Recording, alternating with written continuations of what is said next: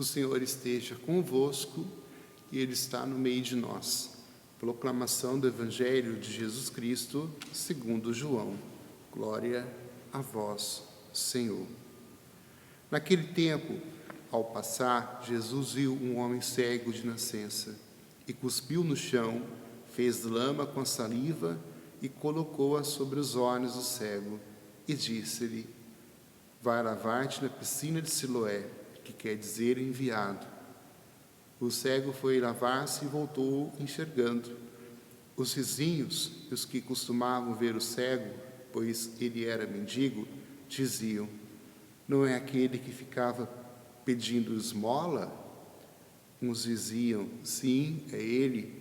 Outros afirmavam: não é ele, mas alguém parecido com ele.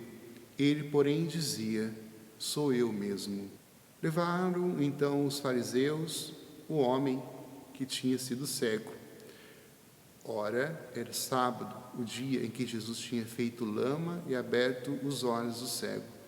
Novamente, então, lhe perguntaram os fariseus como tinha recuperado a vista. Respondeu-lhes: colocou lama sobre os meus olhos, fui lavar-me e agora vejo. Disseram então alguns dos fariseus: esse homem não vem de Deus, pois não guarda o sábado. Mas outros diziam: como pode um pecador fazer tais sinais? E havia divergência entre eles. Perguntaram outra vez ao cego: e tu, que dizes daquele que abriu-te os olhos? Respondeu: é um profeta. Os fariseus disseram-lhe: tu nascestes todo em pecado e estás nos ensinando? E expulsaram-no da comunidade. Jesus soube que o tinham expulsado, encontrou-o, perguntou-lhe: acreditas no Filho do Homem? Respondeu ele: quem é, Senhor, para que eu creia nele? Jesus disse: tu o estás vendo, aquele que está falando contigo. Exclamou ele: eu creio, Senhor, e prostrou-se diante de Jesus. Palavra da salvação, glória a vós, Senhor. Meus irmãos e irmãs, estamos celebrando o 4º domingo do tempo da Quaresma. A Quaresma, neste ano de 2020, está sendo um pouco diferente, né, daquela que a gente tem costume, né, de estarmos indo, né, à igreja, de celebrarmos a nossa vida, né, cotidiana, normal, nosso trabalho, passando o final de semana, né, também com os nossos amigos, visitando as pessoas que nós amamos, visitando as pessoas idosas.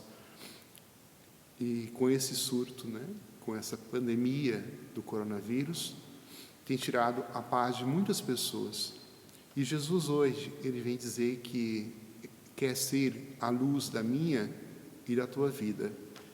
Talvez nós estávamos nas sombras das trevas, talvez nós estávamos vivendo uma vida errada, no pecado.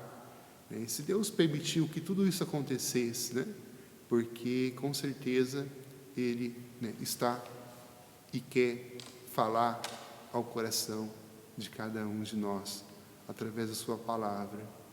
Vejamos o que Jesus fez na vida deste homem, deste cego, que era desde nascença. Ele não enxergava nada.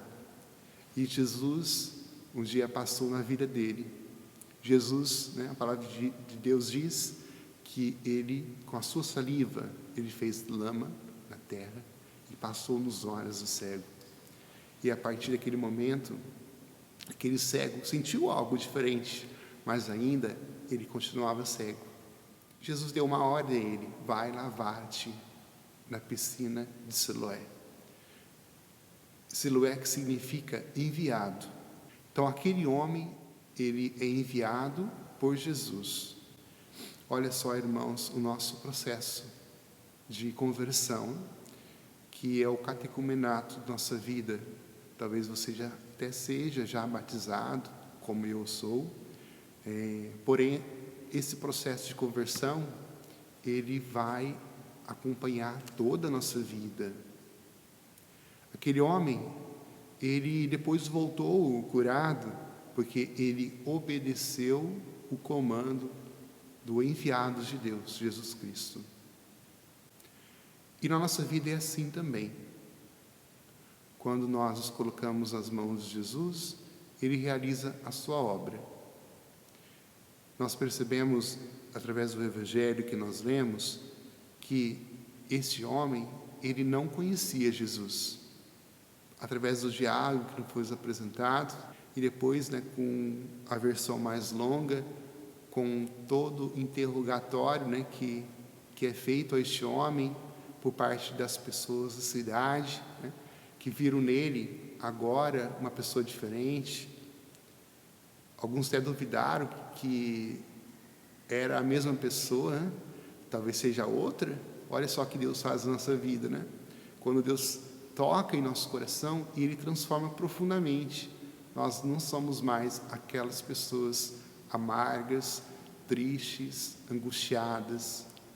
Quando Jesus toca no coração de um homem, de uma mulher, Ele renova a vida dessa pessoa, como renovou a vida desse homem cego de nascença.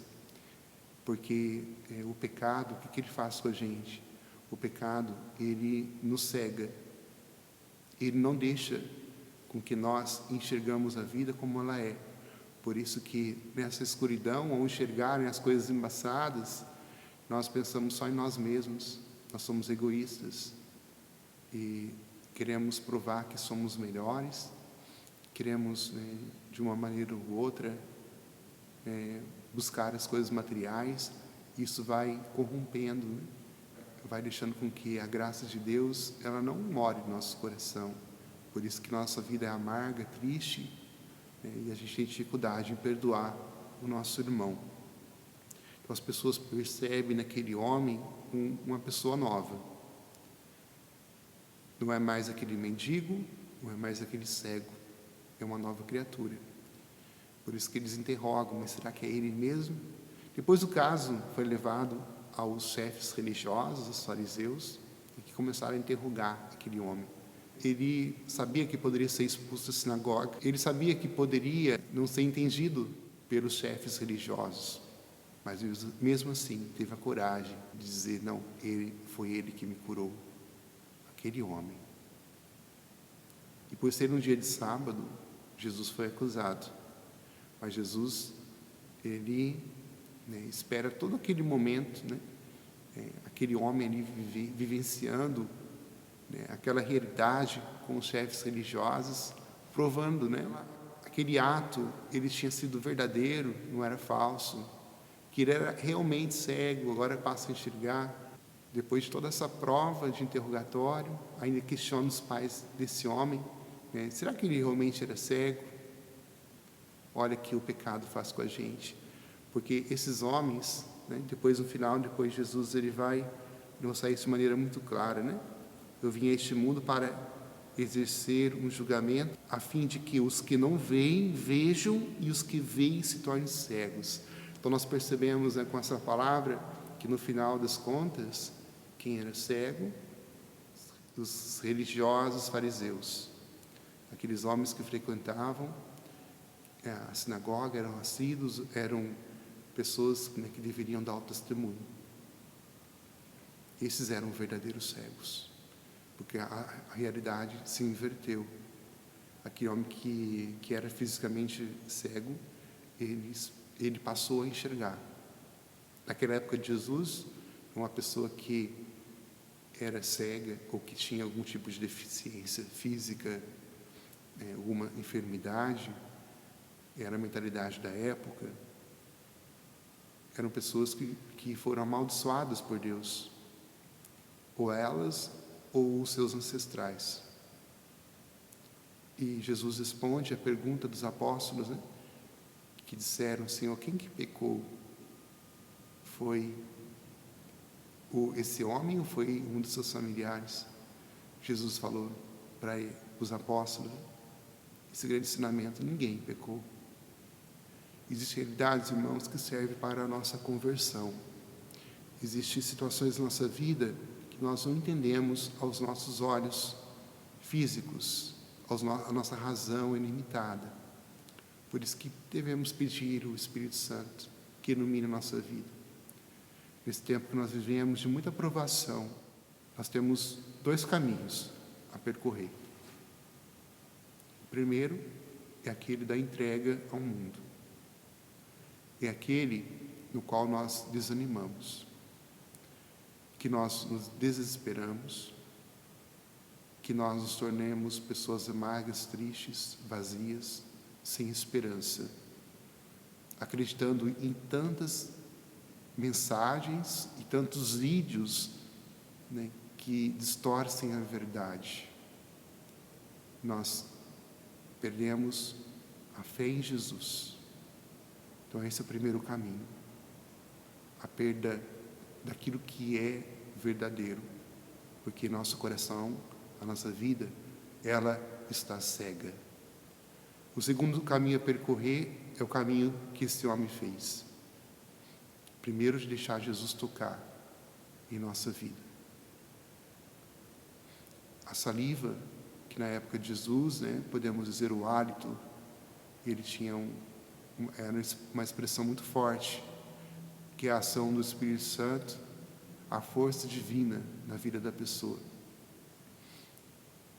Lembremos, né, quando Deus criou o ser humano, ele soprou em suas narinas o sopro da vida. E hoje Jesus quer soprar em nossa vida. Por isso que esse segundo caminho é o caminho da conversão, do retorno. Nesse momento que nós vivemos de crise, de quarentena, no qual somos obrigados, né, a ficarmos em casa, nosso coração que está agitado, porque nós viemos aquele ritmo, né, acelerado do nosso trabalho, dos nossos afazeres. De repente, nós descobrimos que tudo passa. Olha só, agora estamos em casa e rezando por nós e rezando pelos outros. E a nossa guerra, ela é espiritual. Veja bem, o pecado é como esse vírus que está circulando aí. A gente não consegue enxergar. O pecado que destrói o coração humano e torna o homem cego é como esse vírus, esse coronavírus, que tem tirado a paz de muitas pessoas. E hoje, por causa dessa realidade, nós somos convidados a fazer a nossa higiene, né?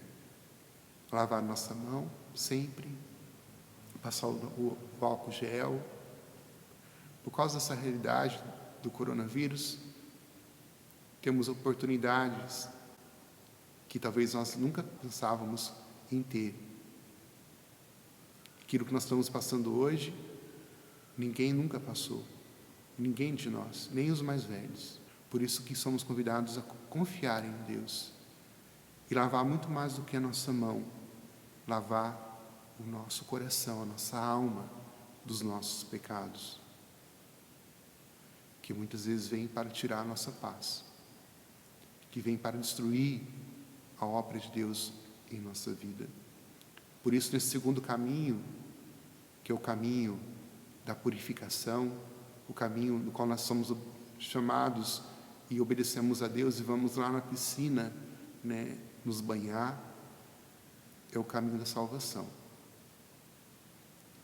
Nesse longo caminho da nossa vida, e aproveitando, né, dessa realidade que nós estamos vivendo, somos chamados a sermos pessoas melhores. De que maneira, Padre?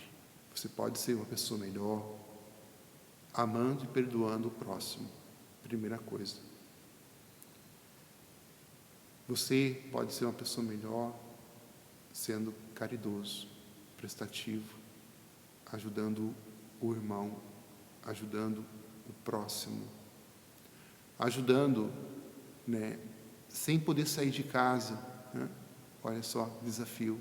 Lembremos das irmãs, dos irmãos que são clausurados, né, que estão nos mosteiros e são chamados a vivenciar essa realidade, né, da intercessão.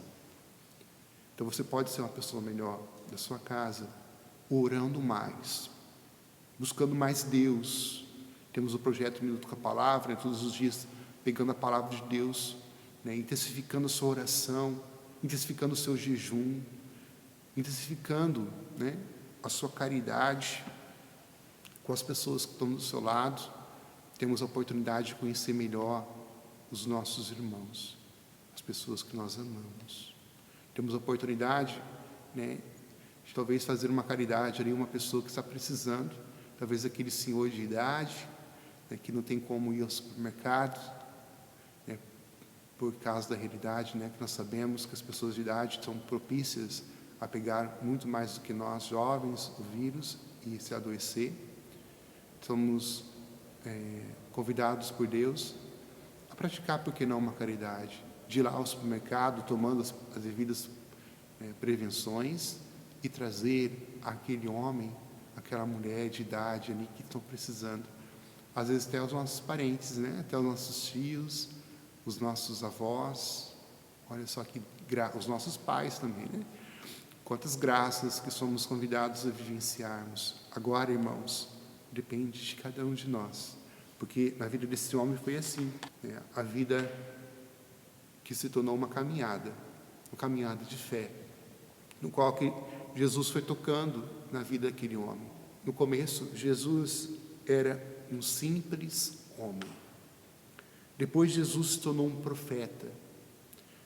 Depois, Jesus tornou-se um homem de Deus. Depois, Jesus tornou-se Senhor. Senhor da história, da vida daquele homem. Então vamos pedir hoje a graça a Jesus. Obrigado, Senhor. Obrigado porque o Senhor cuida de nós, o Senhor nos protege. Obrigado, Jesus, por esse momento no qual nós vivenciamos, que não conseguimos entender por nossos olhos físicos, nossa razão, nosso intelecto. Mas a nossa casa, nós podemos fazer a diferença.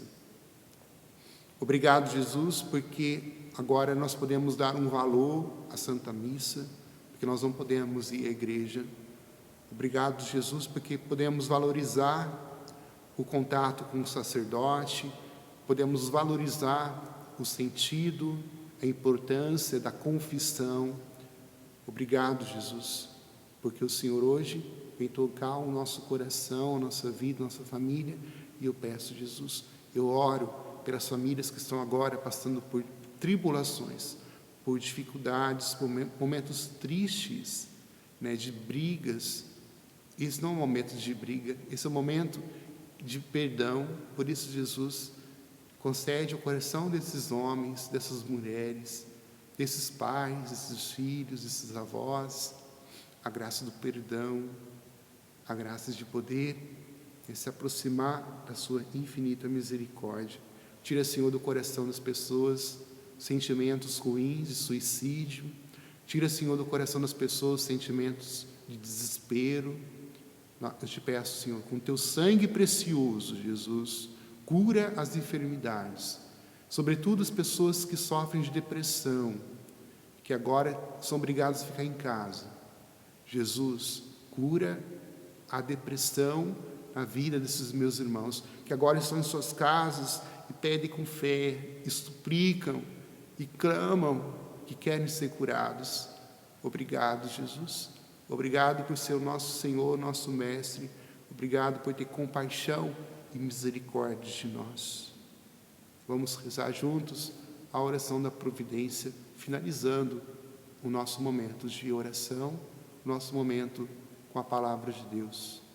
Providência Santíssima, do Eterno, Onipotente e Misericordiosíssimo Deus, que tudo tendes providenciado e providenciareis para o nosso bem, providenciai todas as nossas necessidades. Assim creio, assim espero. Seja sempre feita a vossa santíssima vontade. Amém. O Senhor esteja convosco, Ele está no meio de nós. Abençoe-vos o Deus Todo-Poderoso, que Pai, Filho e Espírito Santo. Amém.